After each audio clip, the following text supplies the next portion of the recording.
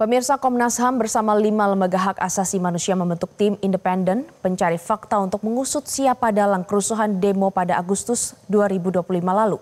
Namun mantan Ketua Komnas HAM skeptis bahwa rekomendasi tim tersebut akan dipatuhi. Apa alasannya? Dan berikut ini ulasannya dalam Top Review. Tunggu apa lagi bersama Kata Oma. Gabus Kata Oma, baru jagung bakar mentega. Jagung bakarnya nendang, menteganya meleleh di mulut. Rasakan kasih sayang Oma di kerenyahannya.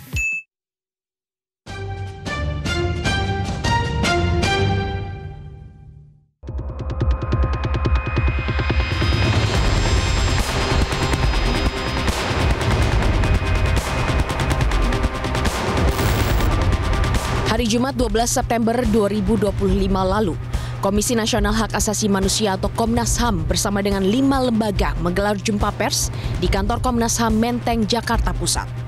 Mereka sepakat membentuk tim independen Lembaga Nasional HAM atau LN-HAM untuk mencari fakta termasuk kekerasan yang terjadi dalam demonstrasi pada Agustus 2025 lalu.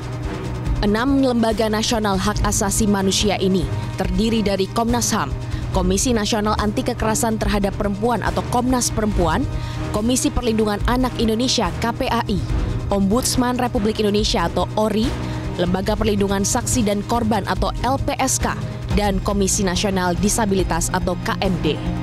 Hasil temuan diharapkan menjadi dasar pemerintah dan penegak hukum untuk menentukan langkah lanjutan dalam menyelesaikan kasus kerusuhan yang menyisakan duka bagi banyak keluarga. Keterlibatan institusi tertentu, kemudian kekerasan gitu ya. Pada prinsipnya tim LN-HAM ini akan melakukan pencarian fakta untuk mendapatkan fakta-fakta sekomprehensif mungkin dari peristiwa 25 hingga September. Artinya seluruh hal yang terjadi, apakah kekerasan, apakah penangkapan sewenang-wenang, atau korban yang meninggal, korban yang terdampak, dan lain-lain, itu semua akan kami identifikasi gitu ya, kemudian dianalisis dan mendapatkan satu laporan yang komprehensif dan tentunya akan disampaikan kepada Presiden dan DPR. Istana pun menanggapi pembentukan tim independen Lembaga Nasional HAM atau LN-HAM ini.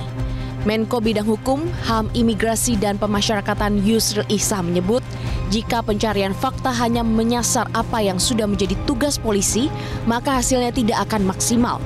Yusril menangani tim independen mengusut hal-hal yang berada di luar jangkauan investigasi polisi, seperti siapa dalang dan penyandang dana.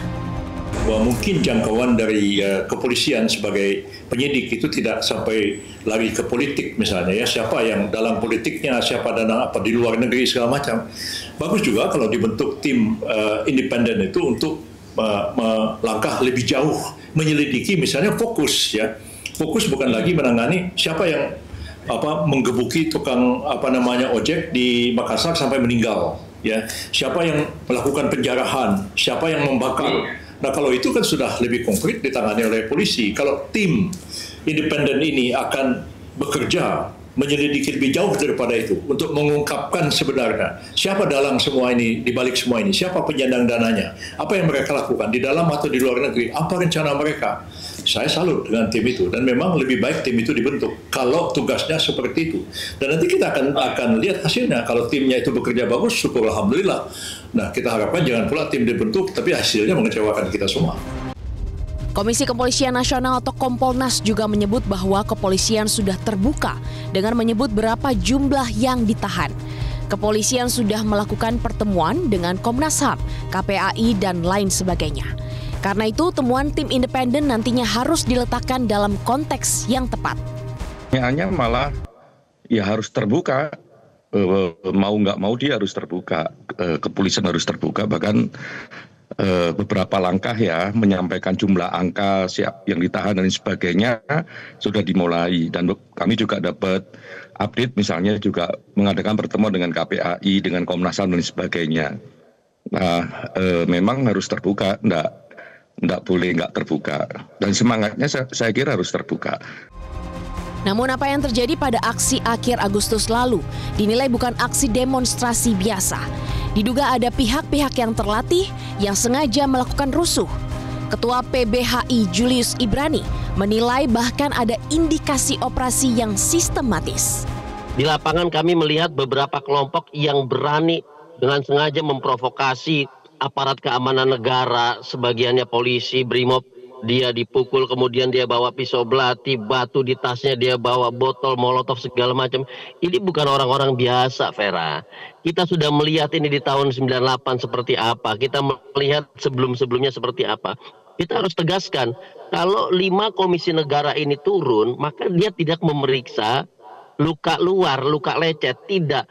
Apakah betul ada pengerahan aparat keamanan negara yang diduga memang ini dari lembaga militer kita, apakah dia betul TNI, apakah dia betul BAIS yang menggunakan skema operasi, ini yang harus kita periksa. Mantan Ketua Komnas HAM Ahmad Taufan Damanik bahkan menengarai ada pola-pola yang sama dalam rusuh aksi 1998 dan aksi rusuh Agustus lalu.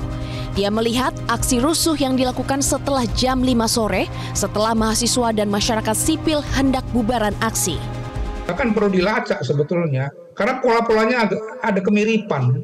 Bahkan dari tahun 98 misalnya kan, terjadi penjarahan, pembakaran, mengajak orang untuk melakukan kerusuhan di beberapa tempat. 2019 juga begitu. Tiba-tiba ada daerah yang tadinya nggak ada demonstrasi, itu juga terjadi tuh perusakan terhadap kantor polisi misalnya, atau perusakan terhadap tempat-tempat ruko ya. Nah, jadi usaha untuk melebarkan itu. Jadi pola-polanya ada. Dan orang-orang yang menggerakkan itu kurang lebih juga ada kemiripan-kemiripan. Terjadi di depan mata kita setiap ada demonstrasi mahasiswa, buruh, masyarakat sipil. Selalu setelah mereka selesai, itu kemudian terjadi kerusuhan. Saya selama 5 tahun Komnas HAM dulu, itu seringkali tidak laporan. Setelah jam 5, misalnya mahasiswa udah pulang ke kampus masing-masing, tiba-tiba di atas jam 6. Sama dulu dengan 2019 kan, itu kan setelah mereka sholat berjamaah, sholat tarawih berjamaah di depan Bawaslu, kira-kira jam 9. Nah, tapi kemudian jam 10, jam setengah 11, jam 11 malam itu datang ribuan orang yang berbeda dengan yang tadi berdemonstrasi. Dan ini yang mulai melakukan kerusuhan-kerusuhan.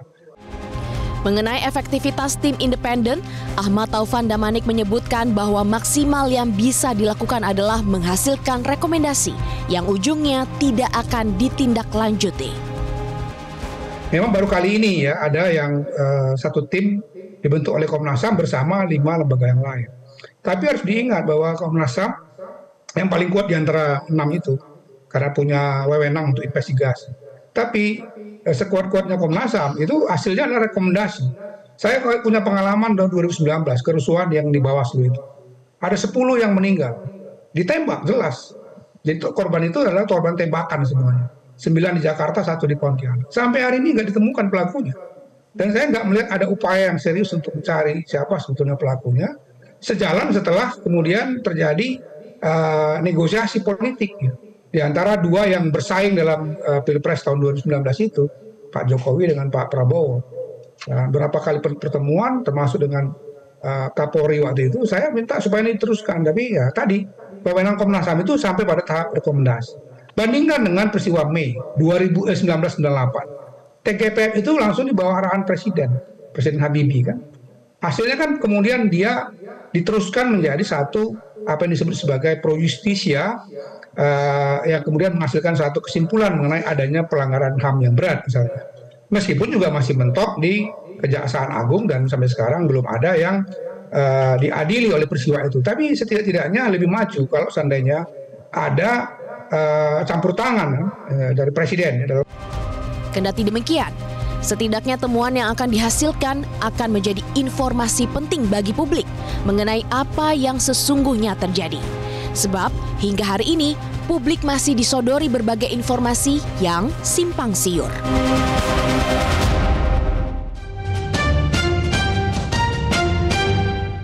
Jelajahi cara baru mendapatkan informasi. Download Metro TV Extend sekarang.